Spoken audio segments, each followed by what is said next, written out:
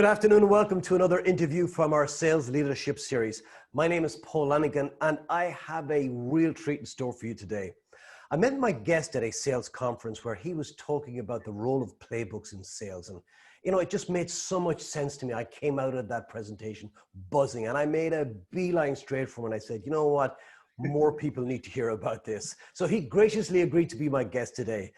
Dan Zamudio is the founder and CEO of Playbooks, a company that promises to boost SDR, rep, new hire, and manager effectiveness through native Salesforce sales process, Playbooks, and AI-based deal scoring. Well, we're going to find out what that means in just a moment. Dan, you're very welcome to the webinar.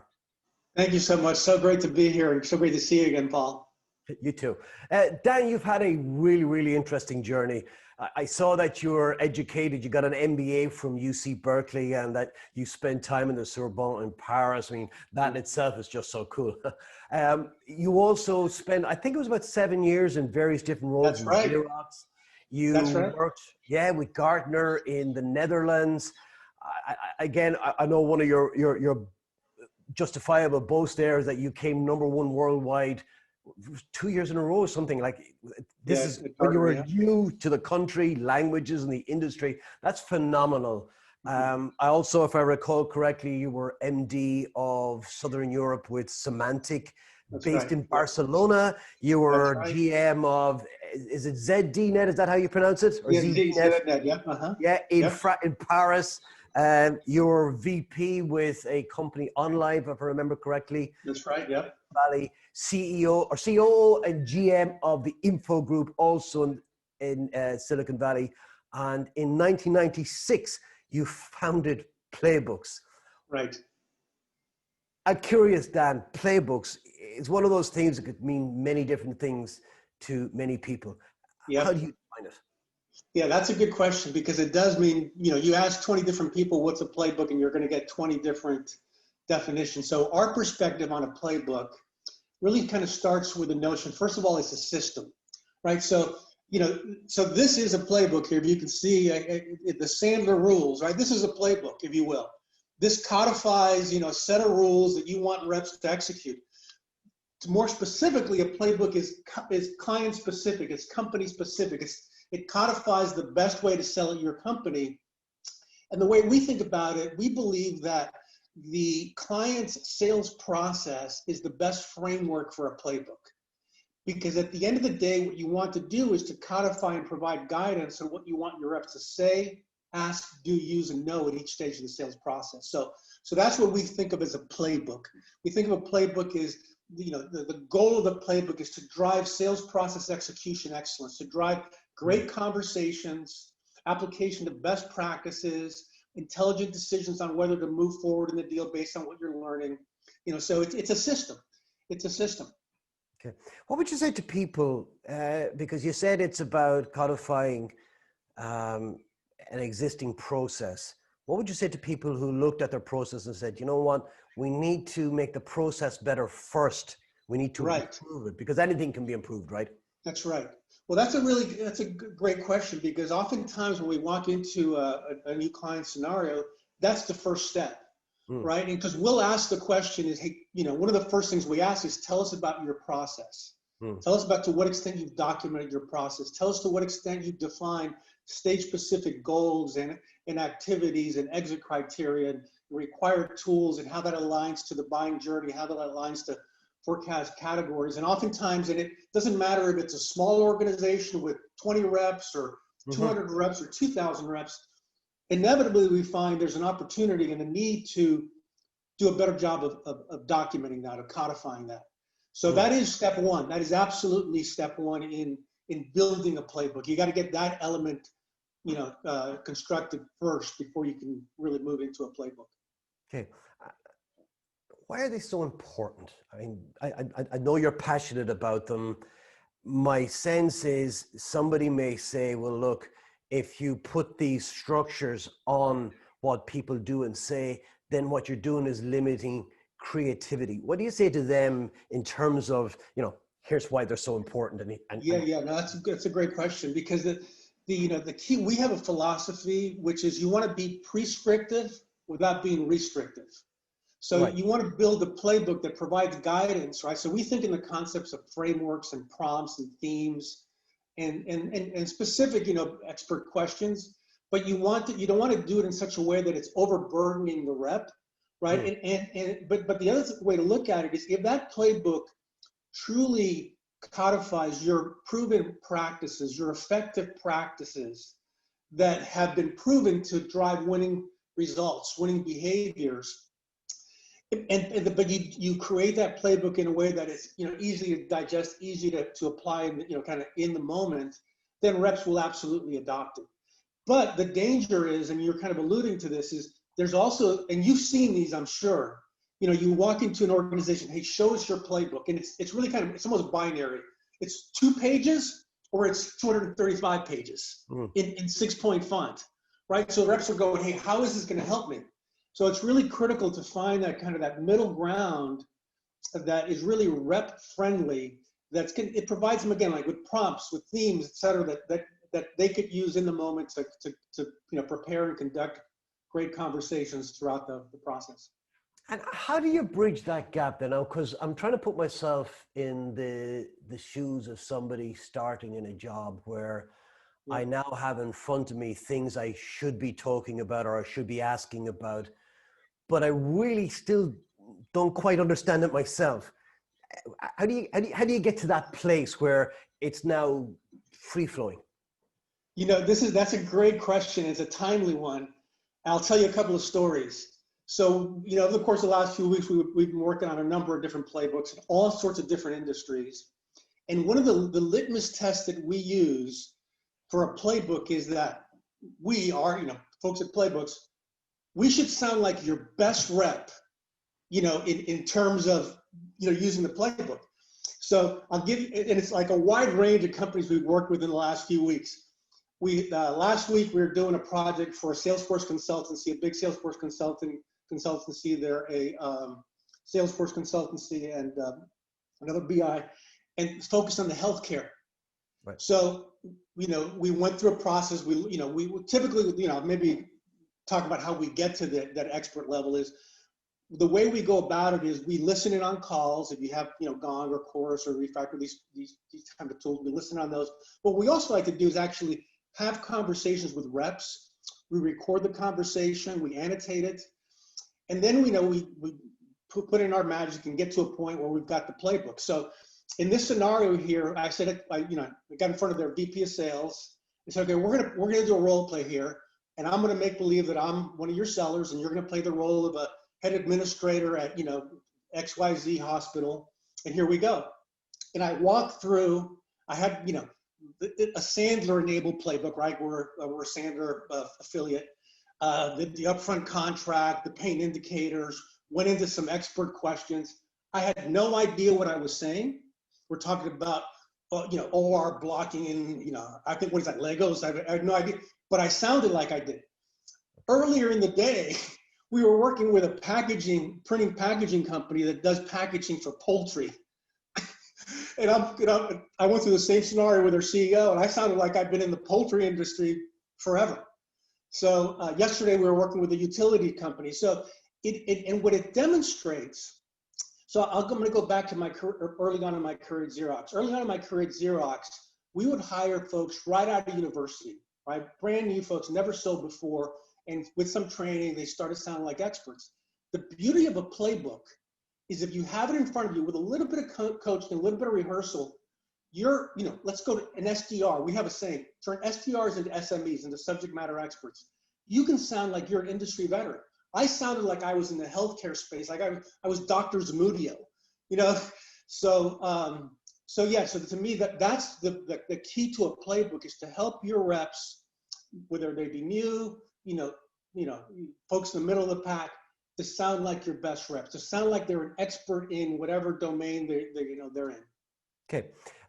I'm guessing you said a word in there, I think, that is really important to highlight. You said rehearse. Yeah. I guess the danger is there's certainly would be a fear amongst people that if you just say, look, here, say this, that people will say it without any sense of nuance, tonality, etc. And that really it's not just say this, it's here's some guidance. Exactly. on where to take the conversation and where to be, and some talk tracks. But you really have to spend time with it first before you get into it. Would that be Yeah, fair? that's fair. No, absolutely. No, and it's the idea of providing prompts, Paul. It's the idea of providing prompts. So, if I'm a rep, before I get on the call, you're going to do some form of pre-call planning, right? So pre-call planning is just another way of saying, hey, I'm going to prepare for that call. I'm going to kind of think through what I'm going to say, what I'm going to ask, right? And then you've got the cheat sheet in front of you that's prompting you. Hey, I want to make sure that I ask this question here. I'm going to open up, right, with, hey, tell me kind of what's key, what are the key, here's when we talk to other folks like you, right? This is the pain indicator model, right? Here's Yeah. the issues that we hear. Which of these most resonate with you? Yeah. The customer picks X, you say, because now you go down that path. But as the rep, okay, well, thank you. You go down those second, third, fourth level questions, but then you want to take it to another topic. So you go to that part of the playbook. In our system, it's really easy to get to that. So, you didn't mention this other thing, Mr. Customer, but when we talk to folks like you, this is a big, big issue. And then you ask that set of questions. But again, it's not so, it's detailed enough to where it demonstrates your expertise, but not so much so that you can't inject, your personality or your verbiage, right? It's really kind of almost like a reminder system. So what's the difference then to you between a script and a prompt? Yeah, that's a great question. So I think that, the big difference is, like, a script is, here's what you have to say word for word, right? So when I was at Xerox way back in the day, and we had to do a demo for copiers. Okay, I'm way back in the day, and we had to get it word for word. If we missed a the in the script, we had to do it all over again. And so early on, it was, that was the proven practice. So to me, what you want is, again, it's talk track, it's themes, it's prompts. You don't, again, this notion of being prescriptive without being restrictive. And, that's something we're really good at in terms of building these types of playbooks that are very sales rep friendly. Because what you don't want, and I'll give you an example here. So yesterday I'm on a call, we eat our own dog food, drink our own champagne, right? We're in a situation like this. I've got my playbook up. It just to remind me, to kind of what questions to ask. They're not seeing it, right? Same thing I did last week with this, consultancy. I got my playbook up, so I'm feeling comfortable. I riffed. I could riff. I could add my own person. And then at the end of the call, he said, "Hey, you're hired. When can you start?" Again, you got an SDR opening. I'm happy to join. So, but that's the key, because if you over-engineer it, then you're really doing your reps a disservice. Sounds to me what you're saying is that really a script is the conversation where the prompts facilitate a conversation. Exactly. All right. From a point of view then of structure and content, what would you of a playbook? What's ideal? What's best practice? Sure. Well, I think, again, if we look at the sales process being the framework for a playbook, what you want to do is, codify, let's say at the front end of the process, you're trying to create opportunities, you're trying to qualify opportunities. So you want to have content to help facilitate that, using in our world, the Sanders stress-free call model, translated into the world of the client, right? So I've got that when I'm calling up, whatever, I've got the model in front of me. I've got, how to handle brush offs right in front of me. You can also have, it depends on how deep you want to go, but you can also have things like a description of the buyer personas, right? And so that's more of a reference tool. You're not necessarily going to use it in the moment, but you might want to refer to it, right? We also believe that buyer knowledge trumps product knowledge, and that you demonstrate your expertise by the quality and the specificity of your questions and relative to the buyer's domain. Yeah, I'm guessing actually, as you're saying that, it sounds to me it'll also facilitate the speedy onboarding of somebody, because you're almost packaging industry or buyer knowledge in a tool. So if I'm new and I'm on board, then it's supporting my onboarding training, and it's like reinforcement for my onboarding training as well, that gets me up to speed quickly. It is. I mean, Paul, it's basically, it's kind of plug and play. You can plug and play a rep right into the playbook, And so, and like the examples that I gave you, I'm not knowledgeable about the healthcare space. I'm certainly not knowledgeable about poultry packaging.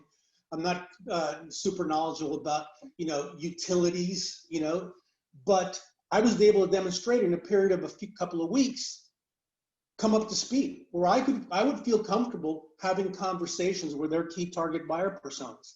So that's a really important point, that the ability to very, very quickly, more quickly than you would otherwise, get reps up to speed. The other key thing I want to highlight here is you use the term reinforcement. So we make a distinction between reinforcement and application. So you learn, right? You go through training, standard training, product training in your boot camp. It gets reinforced through coaching conversations with your manager. But then application is the constant application of those best practices. And that's what the playbook enables, because you're able to apply those to very specific opportunities and leads and opportunities. So it's continual, right? It's not episodic. Interesting.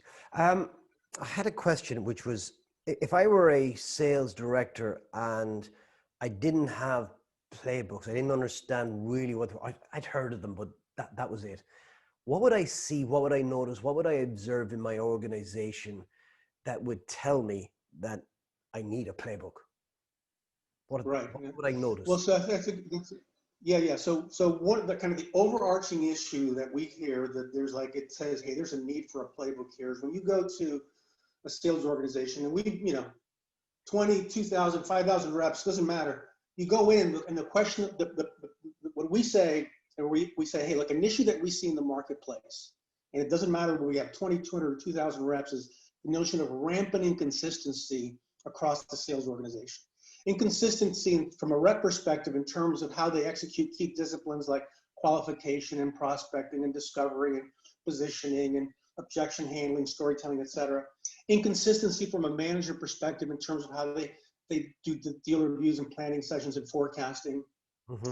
And so when you see that, and most people go, yep, that's an issue. So that's one issue. The other issue that we look at is, okay, what percentage of your sales force represents, 60% of your revenue? And oftentimes, it's a small amount. So that's a big sign, because it's hard to scale when you have to rely on only a small percentage of folks to make your numbers. And the other indicators are, okay, we missed our forecast the last 2 quarters. We missed our growth target the last 2 quarters. We're not getting the conversion rates that we want. So we look at a lot of metrics. That's another, those are other good indicators. Okay. What would you say then are, for people thinking about this and convinced that playbooks are the way to go, will be best practices for creating and implementing playbooks? So, it starts with kind of capturing best practices. And there's a number of ways to do that. So the way that we do it is we say, okay, do a data dump, give us your first pitch deck, show any, scripts that you currently have, discovery conversations that you have. We spend time on the website to hear positioning, that we do some research. What are the analysts saying about you? We look at case studies. And then, so that's kind of looking at the content piece. But then the critical pieces, like I mentioned a little bit earlier, is then spending time with subject matter experts, reps, managers, sales engineers, professional services folks. Basically, we say it takes a village to build a playbook. You want to get all that input to codify what's required, what are the best practices. So you start there, you start, kind of documenting your playbook, and then you iterate it, right? You start working with different folks, you get feedback on it, and then over a period of, let's say, 4 to 6 weeks, you've got a playbook. Gotcha. There's a lot of work that goes into it, is what I'm hearing, in getting it right. How much of that, though, from your perspective, is using it as an opportunity, not alone just to take existing practices, but using it also as an opportunity before you codify it to tweak it and to improve it?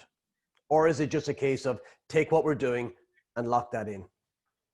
Okay, so this brings up a really interesting topic here. So there's a lot of conversation intelligence solutions in the marketplace now, right? Chorus, Gong, I think Refract, I believe, yeah.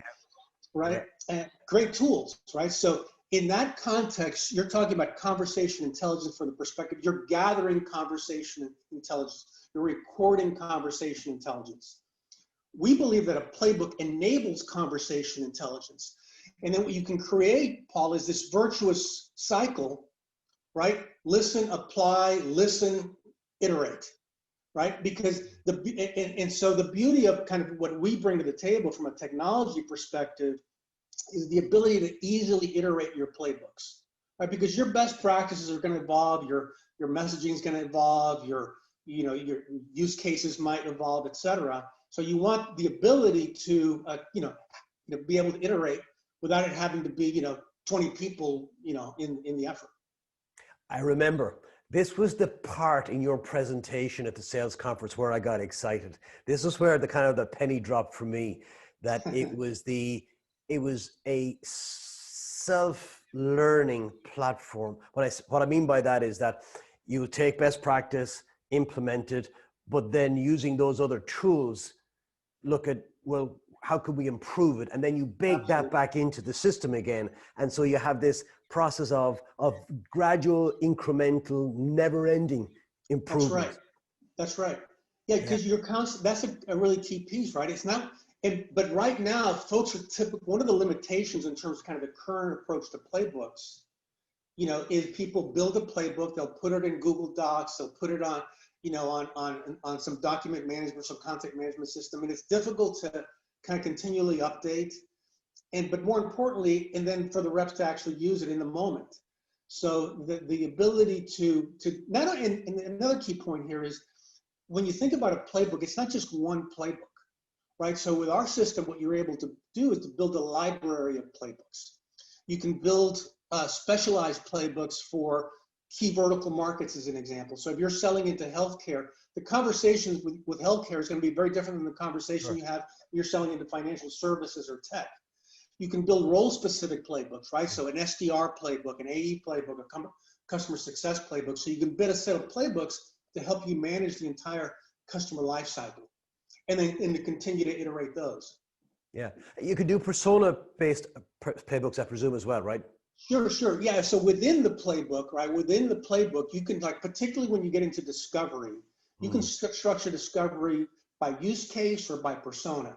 We say the use case is a good model because, what we find is across personas, there's going to be some commonality in terms of the use cases. Some use cases are going to apply more to a specific persona. So we want to give the rep the flexibility to decide. But you can structure that by persona or use cases are two good models. If I was to walk into an organization where you had been 6 months earlier and you'd implemented, and they were doing it properly and they were implementing playbooks properly, what would I see? What would I notice in that organization that you would say, yeah, that's as a result of? Yeah, well, I think, so one of the things that we really talk about is enabling the three most important conversations in sales. So it's the sales, so the first one is the sales conversation that takes place between the rep and the prospect, or buying committees, if you will, across the entire sales process. The second one is the coaching conversation that takes place between that frontline manager and the rep during the deal review planning session. And then the third one is the forecasting conversation that takes place up and down the food chain. So what you would see is more thorough, higher quality, more consistent conversations across all three of those. Your reps would be conducting, doing a better job of managing and analyzing their deals, running better conversations. Your managers would be doing more consistently, doing a better job of coaching reps on the deal, and you'd have higher quality forecast conversations. So your deal forecasting accuracy would go up. That's what we see. Okay. I have a question for you, but before I get into that, what I want to do is I want to invite participants, anybody who's joined us on the webinar, if you have a question for Dan, if you could just go and pop that into the chat now, that would be a good thing, because we're not too far away from the end of our conversation, and I want to make sure I capture any questions. I want to move on, Dan, to talk a little bit about technology, because when I came across Playbooks first, they were literally pieces of paper inside. Right. The very first one I came across was Like, you know, those little cheap photograph album covers you might get when you pick up your photographs from a grocery or from a drugstore, pharmacist, Yeah, wherever, right? yeah, yeah, And you got the little plastic flippy uppy, and that's it. Literally, that yeah, was yeah, it. So you'd have on one side, you know, a talk track or maybe some objection handling and prompts and yeah, so on. yeah, And then the next time I kind of, the next iteration for me was, it was that captured in a tool, could be a CRM or some sort of platform, but it was quite static. But at least right, we're moving into the technology space. So I'm really interested in the evolution of technology and how that really has taken the concept of playbooks to the next level. right. You about that? So yeah, happy to talk to that. So our application is a native Salesforce application. So we work exclusively with Salesforce and in Enterprise Edition and above. And so really the kind of the next evolution, and we're one of the few people to do this, is to be able to drive application of the playbook at the opportunity and lead level, right? So it's very specific. So you pick, okay, for this, I'm calling into healthcare. Let me take the healthcare playbook. I'm calling into financial service. Let me use the financial services playbook. It's going to guide me. It's going to guide me on, you know, again, what I need to say, ask to use a note each stage of the sales process for that market based on our proven practices. So it really is kind of taking it that last mile, right? So it's like, I don't have to go look for it in some content management system. I've got what I need. And there's kind of another kind of key piece in terms of the technology. It's the notion of giving and getting information, right? So part of the playbook helps you kind of, you know, ask great questions, tell great stories, handle objections, but it also should guide you on, you know, what information to gather. And then, and what, you know, so we talk about the notion of deal knowledge management, which is making it easy for reps to capture, contextualize, and communicate the key deal information and insights that they gather as they navigate through the sales process. By virtue of our being integrated into Salesforce, it makes it very easy for the rep in a very natural way to enter their notes, right? But they're contextualized. Hey, here's the gaps that we learned relative to this particular use case. Here's the other gaps that we learned relative to this other use case. So it's really kind of that, the ability to, you know, provide, hey, prompts on what to say, but then also contextually say, okay, you know, let me gather that information. And then now once I've gathered that information, my management can see, and so we're having more intelligent deal review and coaching conversations.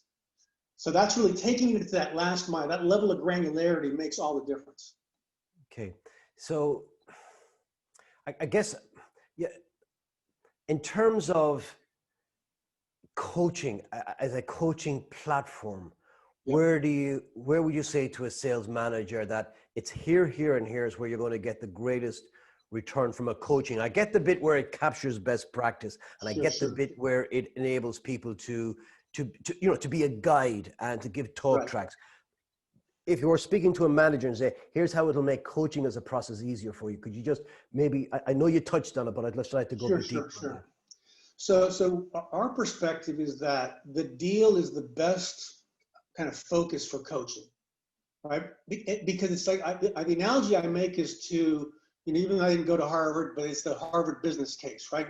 So, you know, you're using, so your deal is the case study. That's the case study method is the best way to learn, right? So in essence, every deal is a case study. So now you as the manager, you've got a framework in terms of how you run your deal reviews, how you've done your coaching, how you assess risk in a deal, how you agree on kind of what the next steps are. And you're using those conversations to coach your reps on how to advance that deal, collaborate on that. And by virtue of that, you're coaching them on the, you know, depending on where you are in the process, on the skills that are, you know, you've captured those skills, by the way, in the playbook, right? But then you're also saying, okay, what are we going to do next to move this deal forward? What are the 3 things we need to do? What are the, you know, what do we need to find out? What are the key points that we need to make? And so you're, you know, you're coaching the rep in the deal, and by virtue of what they learn in terms of that deal, they're going to apply to other deals. Yeah. I guess what I'm hearing as well, or if it were me in the coaching role, what I'm thinking of is to a rep is before we sit down and have a coaching conversation, that I'll want you to go to the system and I'll want you to have reviewed where you are in the process, what you've done, where you're stuck, but to leverage the system and then to feed back from the coaching conversation into it to capture those elements that you need to, I guess, come unstuck in a given situation so that it gathers it. I think what I like about that, as I understand it, is that it puts the pressure back on the rep also to do their homework before they come to a manager for a coaching conversation. Sure. Yeah. That's an important point, Paul, because what you have a kind of this trickle down effect. If I as a rep know that every single time that I'm going to sit down with you, Paul, you're going to be asking me, what were the gaps with this particular use case? Where are they relative to budget and decision process? Who are the stakeholders?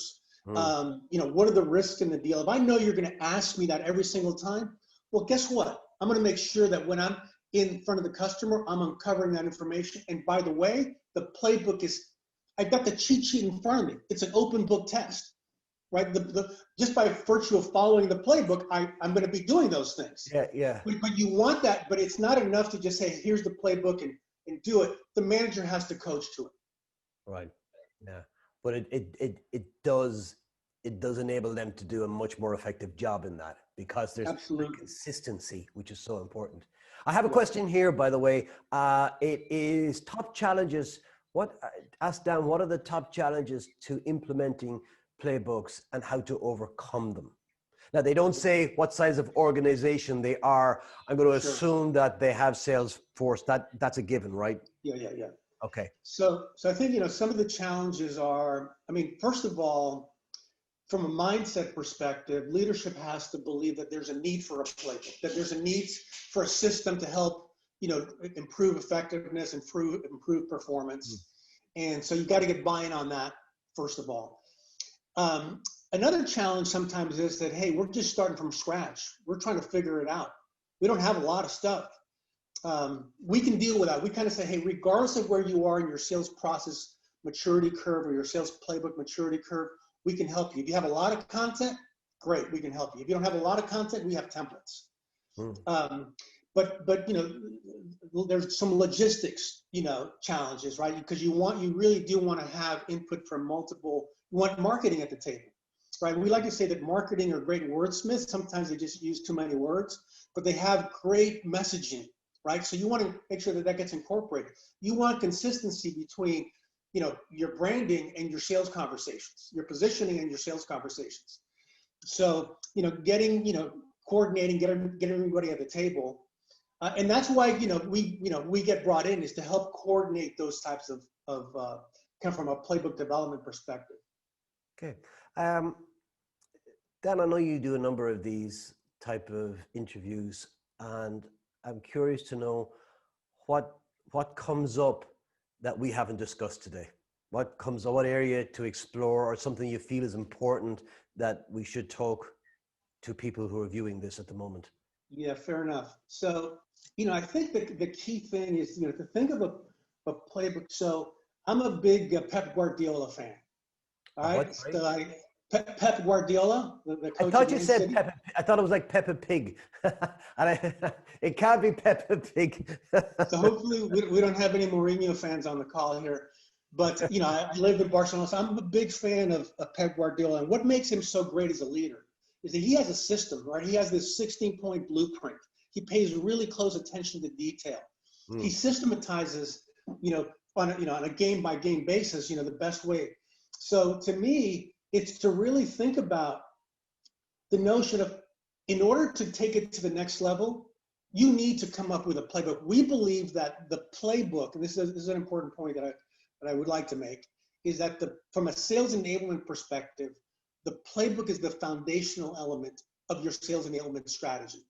Because to the extent you codify these best practices, right, as we talked about, throughout your sales process, that then becomes the content you can use in your learning management system, you can use for coaching. So we believe that your playbook is critical, is the critical sales enablement perspective. The other point that I like to emphasize is, we touched on it a little bit, but I want to highlight, is sales manager enablement. So oftentimes when people talk about sales enablement, they're almost exclusively saying salesperson enablement. How do we make that rep more effective and efficient in carrying out their day-to-day? Our perspective is that just as important, if not more important, is the notion of sales manager enablement. How do you equip that frontline manager with the tools, the tips, the technology that he or she needs to drive, effectiveness across their sales organization? So that's a really key point. Yeah, it's funny you should say that, because I noticed this on your website, and it had sales excellence enablement. So that's not sales enablement, that's sales excellence enablement. It's different. Right. And we talked about leveraging top performer best practices, a consistent sales execution, provide deal specific coaching, improve pipeline visibility and forecast. We touched on that. I didn't know that we went into it too much. We touched about the importance of reinforcing sales training and facilitating coaching. I think it's clear to people how it enables the standardization of best questions, stories, talk tracks, objections, and so on. I wouldn't mind just spending a few moments on where it says giving instant access to the right sales tools at the right time, and CRM adoption. I think they're two topics that maybe people would. Yeah, good. I'm glad you brought that up. So I'll address the first one. So in terms of, at the deal level, to provide the rep with the appropriate tools that they need to, initiate, qualify, advance, and close that deal.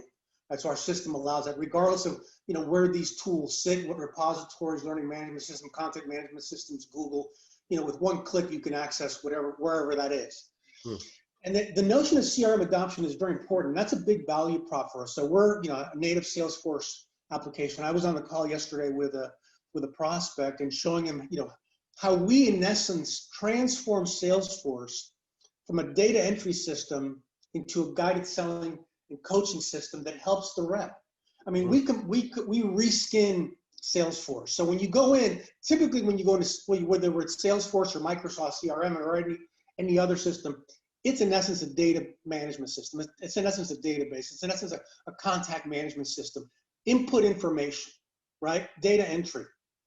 So we hide that. We don't take it away. We hide that, and you put the playbook up front. So it's this beautiful guided selling system that now the rep comes in, okay, now finally, this is going to help me. This is going to help me run a better call. This is going to help me figure out the best thing to do next. This is going to help the manager collaborate with their rep on, how to move this deal forward. So that notion of transforming Salesforce from a data, from a focus on deal administration to deal guidance is pretty significant.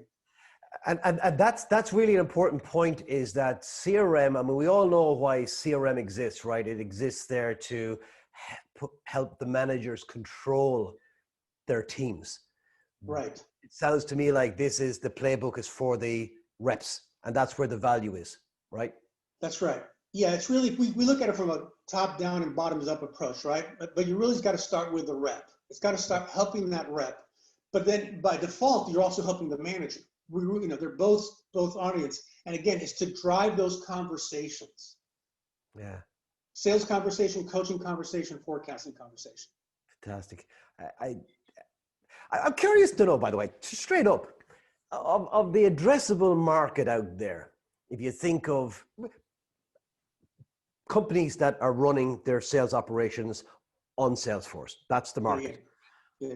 How many of them right now are, whether it's you or a competitor, but just playbooks, technology-driven playbooks? Right. How many of them have adopted it and are getting the value of everything we've just talked about right now?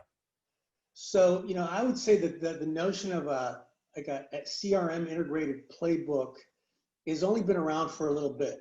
And so, we're starting to see a tick because people see the value in it. Yeah. But what we do is pretty unique, because what we do is conversation and process enablement.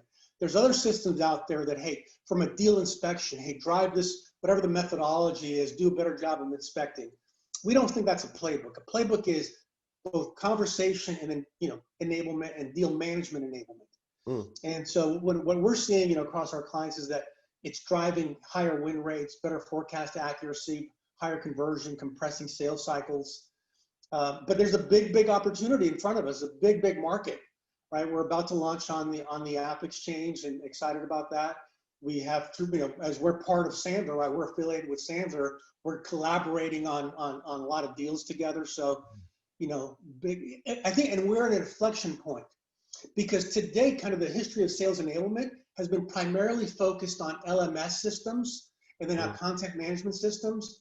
But then now, I think the notion of a playbook integrated into your CRM is fairly new, but it's the natural next step. Yeah. If people want to get in contact with you, Dan, what's the best way? So I'll give them my Sandler address, which is dzamudio.playmaker, which is the name of the application. It's sandler.com. Say that again. Zamudio. So my last name. We'll add it in. Make sure people have it. Yeah, but okay. Okay, got that. Dan, that was absolutely awesome. I have to say, there's so much rich content in that. It's amazing. I don't think there is, or there shouldn't be, I guess, a sales enablement organization, sales operations, sales management organization out there that aren't looking for ways to get more, to improve, to be better, to be more efficient, more effective. And it sounds like a no-brainer to me. I'm involved in a different end of the business, more in the terms of the process and the training, but this is a missing link in terms of capturing it and also creating this organism that grows in the organization that is self-healing and self-growing. And that's what I was so excited about, and hearing you talk about it again. We're real excited, Paul, in terms of, the relationship with Sandler, because Sandler's got, I'm drinking the Kool-Aid, I got the book here, I'm going through, I'm getting certified, and it's the world's best methodology as far as we're concerned. But then how do you apply it? How do you translate it, right? So you go from methodology, so you use the Sandler framework, in the context of the client sales process, and that becomes the framework for your playbook. And then you apply it in our system. There's a question from John Atherton, which is I want to address here. He asks, in a typical playbook, how often should sales managers meet with reps to review committed deals, pipeline, et cetera? And so to me, part of what our system actually enables is to go in from a reporting perspective and say, okay, let me see all the deals that are greater than, $50,000 that are due to close this quarter, that are at best case and commit. Filter down, you look at what we call scorecards, you hover over the scorecard, you get a sense for what's going on with that deal. And so to answer your question, John, what you would do is you want to stratify, right? Because you got to have some sort of a filtering system to decide where you're going to focus. Your bigger deals, your deals that are, more towards the, best case and commit, you're probably going to spend more time on those than deals that are early on in the process. So, hopefully that answers your question, John. All right, excellent. I think that's probably a good place to wrap it up. We're up on the 45 minutes, Dan. I want to thank you so much for joining me today. It's been insightful, delightful, so full of useful information and actionable points where people can go and start to work on capturing best practice and then growing it and building and then seeing the results of that. To me, it's a really obvious place to start, and I love what you do, and I wish you the best of luck with, and I hope to get. Thanks so much, Paul. It's been such a pleasure. So good to see you again, buddy. Last time we got to high five each other real time. I'll high five you virtually. All the best. I love working with you and the team out there. So thank you for the opportunity. Not at all. My pleasure. Thanks again, Dan.